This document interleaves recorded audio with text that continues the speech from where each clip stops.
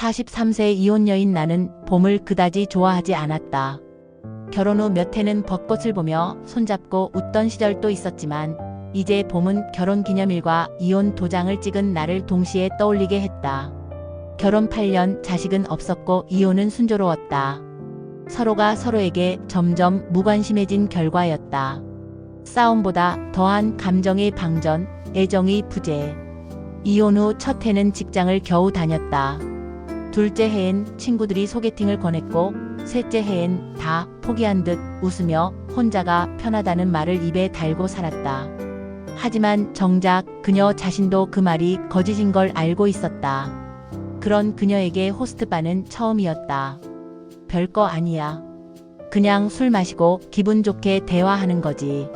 친구 미경이 끌고 간 곳은 강남의 지하 깊은 곳, 간판조차 없는 은밀한 공간이었다. 음악은 낮게 울리고 조명은 야했으며 남자들은 향수를 짙게 뿌리고 있었지만 어딘가 공허해 보였다. 그중 유난히 조용한 남자가 눈에 띄었다. 도진이라는 이름을 가진 그는 남들과 달리 허세가 없었다. 그는 먼저 다가오지 않았다. 다만 그의 시선이 자꾸만 나를 향해 머물렀다. 왜 그렇게 쳐다보세요? 나는 그에게 먼저 물었다. 죄송해요. 그냥 슬퍼 보여서요.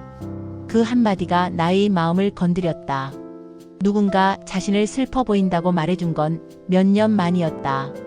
누구도 나의 감정을 묻지 않았고 자신조차 자신의 감정을 외면하고 살아왔기에 그 말은 무섭도록 다정하게 들렸다. 그날 밤 나는 방긋 웃는 도진의 얼굴을 떠올리며 잠을 설쳤다. 어느새 내 마음속에 도진이 들어와 있었다.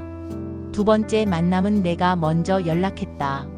문자 몇 통, 짧은 통화 끝에 도진은 약속 시간보다 15분 먼저 카페에 와 있었다. 그날 그는 검은 모자를 쓰고 있었고 운동화는 조금 낡아 있었다. 이런데 처음이에요. 사복 입고 나와 있는 거. 나는 미소를 지었다. 그의 눈 밑엔 다크서클이 짙게 내려앉아 있었고 팔목은 깡마르고 여리기만 했다. 허세 없이 앉아있는 그의 모습에 이상하게도 보호 본능이 자극됐다. 일 그만두면 어때요? 그럼 뭐 먹고 살아요? 나 사실 연극하는데 수입이 거의 없거든요. 그의 말이 사실인지 아닌지 나는 판단하지 않았다. 다만 연극이라는 단어에 조금 심장이 울렸다.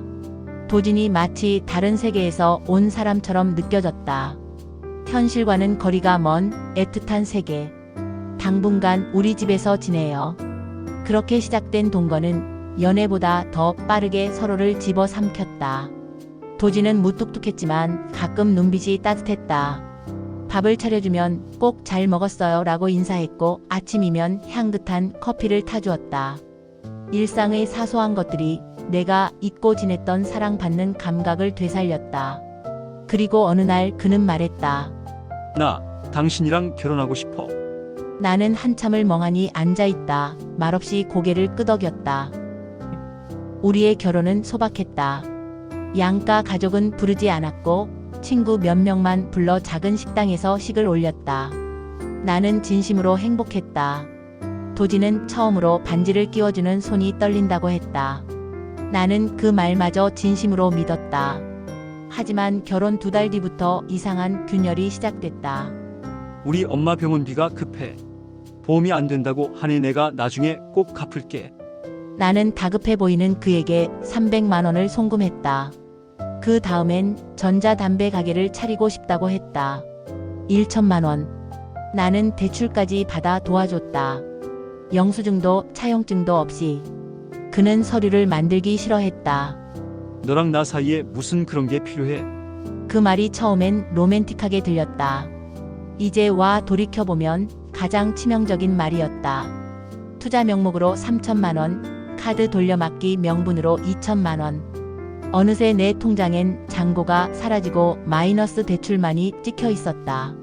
친구 미경이 계속 경고했지만 나는 귀담아 듣지 않았다. 다 갚을 거야, 진짜 힘든 거야 라고 되뇌었다. 하지만 도진은 점점 변해갔다. 예전처럼 웃지 않았고 밤늦게까지 들어오지 않았다. 핸드폰은 항상 엎어놓았고 어느 날부터 나와 등을 돌리고 자기 시작했다. 존중은 사라졌고 이유 없는 짜증이 잦아졌다. 이런 상황 속에서도 나는 그를 보면 애써 미소를 지었다. 그래야 믿음이 유지될 것 같았기에. 그러나 어느 날 그는 사라졌다. 그리고 모든 게 무너졌다. 도지는 새벽까지 들어오지 않았다. 집엔 전화도 문자도 없었다. 처음엔 무슨 사고가 났을까 걱정했고 다음엔 병원과 파출소에 전화를 돌렸다. 그리고 일주일 뒤 그는 완벽하게 사라져 있었다. 그의 이름으로 된 명의는 어디에도 없었다. 신분증도 가짜였고 연극배우 친구라는 사람은 실존하지 않았다. SNS는 탈퇴 처리되었고 그가 사용하던 전화번호는 해지돼 있었다. 집엔 그의 옷 한 벌도 남아있지 않았다. 거실 벽에 작게 접힌 쪽지 한 장. 미안해. 근데 이게 내 방식이야. 그제야 나는 현실을 깨달았다. 내 인생에서 두 번째였던 결혼은 한편의 사기극이었다. 은행 잔고는 마이너스 5천만 원. 신용카드는 정지됐고 대출금 상환 알림으로 휴대폰은 하루 종일 불이 났다. 심장이 조여왔다. 손끝이 차가워졌다. 그가 가져간 건 돈만이 아니었다. 자존심, 믿음, 그리고 사랑이라는 감정 자체였다. 그 후 나는 한동안 사람들을 피했다. 회사엔 몸이 안 좋다며 병가를 냈고 친구들의 연락은 모두 무시했다. 하루 종일 TV만 켜둔 채 소파에서 일어나지 않았다. 눈물은 처음 며칠만 났고 그 이후엔 그마저 말라붙었다. 나는 거울을 보며 스스로에게 말했다. 네가 바보였던 거야. 하지만 동시에 마음 한 구석에선 또 다른 속삭임이 들려왔다. 사랑받고 싶었잖아. 그게 죄일까?